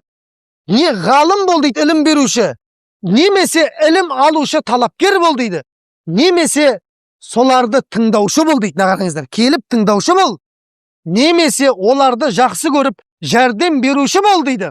Бесіншісі болма, құрып кетесің дейді, құрып кетесің дейді. Өміріңді ілімнен ешқашан үзбе, құрисың дейді, көрдіңіз ба? Өмірің тек немен байлансын дейді? Іліммен байлансын. Енді менің заманым өтіп кетті, сәл қиналып жүрмін десеңіз, Абай атамыз айтады, онда балаңды ілімге бер дейді. Балаң ілім алу жолында балаңнан ештеңені аяма дейді, малыңды аяма дейді. Көрдіңіз ба? Балаңызды оқытыңыз. Ғалым болсын. Бүкіл дүниенің ғалым болсын балаңыз, иншалла. Оқытыңыз, аяма мал дүниені баладан. Итак, ана неге түссе де аямайсың ғой? Басқа оқуға түссе де 700 мың, 800 мың теңге оқуына жылына төлеп отырасың ғой. Жоқ, мына әлемнен де аяма. Балаңызды аямаңыз. Көрдіңіз бе? Сіз оны аямай үйретсеңіз егер, ана балаңыз бар ғой, ертең сіздің себебіңізбен оқыды ғой. Балаңыз ертең 100-200 шәкірт шығарады да, ана 200 шәкірт 2000 шәкірт шығарады ғой. Ана 2000 20 мың шәкірт шығарады. Сол кете берген бүкіл шәкірттердің сауабы кімге барып тұрады? Сізге барып тұрады. Тоқтамайды. Бұл пайғамбар хадисінде айтып қойған. Илмун юнтафаху би. Адамдар пайдалатын ілім тастап кетсең тоқтамайды дейді. Көрдіңіз ба? Рахаттанып, сол балаңды ғалым қылғаныңа қуанып қабірінде жатасың ғой, ертең ешкім дүниеде қалып қоймайды. Бәріміз кетеміз ғой, ешкім қалып қоймайды бұяқта. Бізге дейін осыдан 100 жыл бұрын адамдар болды ғой. Кім таниды оларды? Ешкім танымайды, бір шамалы бір 15-20 танитын шығармыз. Ертең 100 жыл өтеді, біз де кетеміз, ешкім танымайды бізді. Көрдіңіз, балаңыз ғалым болса бірақ, сізді әлем ұмытпайды ғой, әлем ұмытпайды. Көрдіңіз ба? Балаларыңызды ілімге беріңіздер. Балаларыңызды қандай ілім? Икемі келген баланы барынша діннің іліміне беріңіздер. Өйткені қазір дүниеде ғалымдар көп өліп жатыр. Ғалымдардың орнын басатын ғалымдар шықпай қалып жатыр. Дүниенің де ақыреттің де ілімін ішкен ғалым болсын балаларыңыз. Сол мынау енді хадистер көп білесіздер. Сол сіздің жомарттығыңыз, балаға жұмсаған ақшаңыз, немесе балаңыз болмаса басқа шәкірттерге жұмсаңыз да ақшаны. Дүниенің бір жартысын, дүниеңіздің бір бөлігін беріп отырыңыз соларға. Білесіздер, ертең Алланың алдына барған кезде 3 кісі келеді дейді жәннаттың алдына. Қақпасының алдында тұр, жәннаттың есігінің алдында тұр. Біреуі шәһид дейді, Алла жолында қаза болған. Біреуі ғалым дейді. Біреуі жомарт кісі дейді, бай адам. Үшеуі келіп тұр дейді. Алла тағала ана шәһидтің мәртебесі биік қой енді. Пайғамбарлардан кейін шәһидтер тұрады ғой. Шәһидке айтады дейді, сен жәннатқа бірінші болып кіре ғой деп айтады дейді. Сонда ана шәһид, мен кіре алмаймын дейді, мен кіре алмаймын. Мен шәһидтіктің сауабының не екенін білмейтін едім. Мына ұстаз үйретпеген де маған дейді. Ұстазым бірінші кірсін дейді, ұстазымнан аттап кетпеймін мен дейді. Ана қараңыз. Ұстазың кіргізіп атса, ұстаз айтады дейді ғой. Раббым, мен ілім ала алмайтын едім, мына бай екен көмектеспегенде маған дейді. Менің тышқақ лағым жоқ еді деп айтады дейді. Мына кісі мені оқытты, осы кісінің себебімен мен ілім алдым, ғалым болдым. Менің артымнан қаншама адам ілесті. Бірінші осы кісі кірсін деп айтты дейді. Сонда бірінші бай екен кірді дейді, екінші ғалым, үшінші ана бірінші кіретін адам ең соңында кетті дейді. Міне көрдіңіздер ме? Ілім алуға шамасы жетпей жатқан адамдар, ілім алушыларға жәрдем беріңіздер. Біздің қазақтың даласынан шыға берсін ғалымдар. Неге Бұхарадан, Самарқандтан шыға береді? Неге шықпайды Шәуілдірей деген ғалымдар? Отырари деген Фарабилер шықты ғой бұл жерден. Дүниені дүр сілкіндірген Абу Насыр әл-Фараби шықты ғой бұл жерден. Екінші мұғалім деп атақ алған ол кісі, білесіздер ма? Неге екінші мұғалім? Өйткені ана бірінші мұғалім Аристотельдің айтқан сөздерін сол заманға дейін неше ғасыр өтті, мен сізге айтайын, шамамен 1400 или 1600 жыл, 16 ғасыр бойы ешкім Аристотельдің сөздерін түсіндіріп бере алмаған халыққа. Соның осы жерден, мына жерден шыққан, отырардан шыққан имам Абу Насыр әл-Фараби түсіндіріп берген адамзатқа. Сол үшін ол екінші мұғалім деп атақ алған. Неге сіздерден Фараби шықпасқа? Неге шықпай шығады ғой? Енді соны неге жасамасқа? Дейді ғой, бір кісі айтады ғой. Жасау керек соны. Көрдіңіздер ма? Алла разы болсын. күлдіріп айт, жылатып айт, айналып келген кезде 90 ауыз сөздің тобықтай түйіні. Бұл бітпейді ғой әңгіме. Мына жерде қаншама ғалымның өмір баяны бар, оның бәрін айта берсек қазір. Біздің уақытымызда не сондай. Алла разы болсын, қанша жерден келіп атсыздар, мінекей естіп атсыздар. Алла пайдалы білім берсін. 11 болды деп, мына жерде бір бауырым айтып атыр, қойсайшы болды ғой деп. Болды, қоям, Құдайға қоям, кетейін деп тұрмын иншалла. Ойшым сол. Алла разы болсын баршаңызға. Келіп атсыздар, құрметтеп.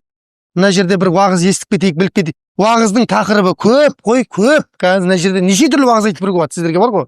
Не туралы айтайын? Махаббат жайында ма? Охота жайында? Көп уағыздың түрлері, мысалға да. Бірақ мына біздің сапар енді жаз мезгілінде болғандықтан, қазір балалар мамандық таңдаудың үстінде.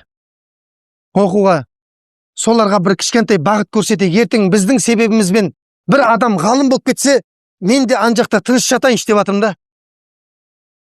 Білмеймін ғой мен қашан кететінімді. Міне сол сіздерге бір кішкентай себепші болайық деп келіп жатқан жайымыз бар. Алла разы болсын сіздерге көп. Осы елден ғалымдар шықсын. Біз анау аралдан келіп, осы жерге келіп, ғалымдарды тыңдайық сіздің ауылға келіп. Аралдан екі экарыспен келіп, анау Сырдарияның түбінен, Сырдарияның мына шетіне қарап келіп, сіздердің ғалымдарыңызды тыңдап кетейік бізде, Құдай қаласа. Сол заман келсін, өте ұзамай, тез жақын арада келсін, Құдай қаласа. Дайынбыз ғой, балаларымызды ілімге, Құдай қаласа. Ой, 3-4 адам айтты. Мейлі, тәуекел. Алла разы болсын. Рахмет сіздерге шын көңілден алғыс. Болды, онда бір дұға қылайық сомен. Халыққа, елге сомен шайдака мұздақ қалады. Алхамдулиллахи раббил аламин. Субханак Аллахум бихамдик. Ашхаду ан ла илаха илля анта астағфирук ва атубу илейк. Алла тағала мынау алыстан жақыннан келген ағаларымыздың, әпкелеріміздің, қарындастарымыздың, бауырларымыздың баршасының қадамдарына Алла өзің берекеттер бер. Я Раббым, Алла мына кеткен уақыттарына Алла өзің берекетіңді бер. Алла пайдалы ілім бер. Өзіңнің разылығың деп мына жерде келіп отқан барша жамағатта Алла тағалам өзіңнің хадисіңде айтқандай күнәлары кешірілген қауымдардан болуын Алла өзің нәсіп ете көр. Я Раббым, Алла тағалам осы елден, мынау Фараби елінен, бүкіл Қазақстаннан Алла тағалам үлкен ғалымдардың шығуына Алла өзің нәсіп ете көр. Раббым, Алла тағалам дүниенің барлығын аузына қаратқан адамзатты туралыққа бастайтын асыл азаматтардың көп болып шығуын Алла өзің нәсіп ете көр. Я Раббым, Алла тағалам мына қарттарымызға өзің қуат бер, мықты иман бер. Жастарымыздың Алла өмірлерін берекелі қыл. Алла тағалам болашақтарын жарқын қыл. Алла тағалам пайдалы білім бер. Мынау ата-анасы ілімге қарсы болып отқан бауырларымыз бар. Алла олардың ата-анасының жүрегіне иман бер, хидаят бер, я Раббым Алла. Жүректерін иманға қарай, исламға қарай ашылуын Алла өзің нәсіп ет. Орамалға қызының қарсы болып жүрген қаншама ата-аналар бар. Алла олардың жүрегіне инсап бер, тауфиқ бер, я Раббым Алла. Алла тағалам мына қазақ елінің сыртын жаудан, ішін даудан Алла өзің сақта. Алла өзің бөлінушіліктен, бүліктен Алла өзің сақтағайсың. Алла тағалам мұсылмандардың, елдің, халықтың аузын бір қыл, бір жан, бір тән болуын Алла өзің нәсіп ете көр. Я Раббым, Алла тағалам баршамызға иман мен ислам мен ұзақта берекелі өмір нәсіп ет. Ауырып жатқандардың ауруларына Алла өзің шифа бер. Дерті барлардың дертіне Алла өзің дауа бер. Қарызға батқандарға Алла өзің жеңілдік беріп, қарыздарынан құтылуын нәсіп ет. Перзентсіз жүргендерге Алла өзің құзырынан салихалы игі көздерінің қуанышы болатын перзенттер нәсіп ет, я Алла тағалам. Үйленгісі келіп жүргендерге салихалы екі дүниесі үшін қайырлы болған жар нәсіп ет, я Раббым, Алла тағалам. Я Раббым, Алла тағалам, өзіңнің мынау разылығыңды аңсап келіп отырған жамағаттың қол жайып мына жерде баршасы отыр. Алла тағалам, өзіңе мұқтажбыз, я Алла тағалам, біздерді кешір. Мына жамағаттың көкейінде қандай арман, тілек, ниет, мақсаттары болса, солардың хайырлысы болғанына артығымен жетуін Алла өзің нәсіп ете. Мына бүгінгі кешті ұйымдастырған имамдарға, мына осы елдің азаматтарына, дін жанашырларына, мына жерде қызмет жасап жатқан полиция қызметкерлерінің баршасына, отбасына, мал жандарына, ризық несібелеріне, білімдеріне, ұрпақтарына, дүниесі мен ақыреттеріне Алла өзің берекетіңді үйіп төгіп бергейсің, я Раббым Алла. Салаватуллахи ва саламуху алейхи ва аля алихи ва сахбихи ва саллим. Вальхамдулиллахи раббил аламин. Бирахматика я архамар рахим. Аллаху акбар. Алла разы болсын.